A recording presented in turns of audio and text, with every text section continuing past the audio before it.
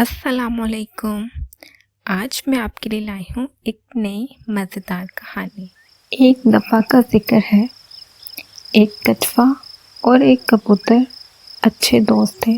सर्दियाँ करीब आ रही थीं तो कबूतर ने दाना इकट्ठा करना शुरू कर दिया, मगर कछुआ हमेशा कहता, कल कर लूँगा।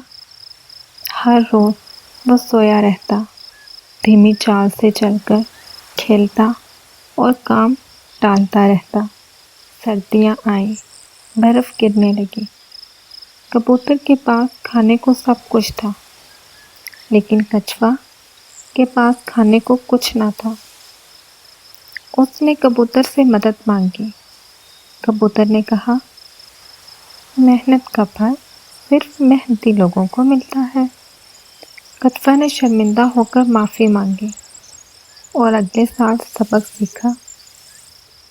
प्यारे बच्चों, सुस्ती का अंजाम अफसोस होता है, मेहनत ही कामयाबी का रास्ता है।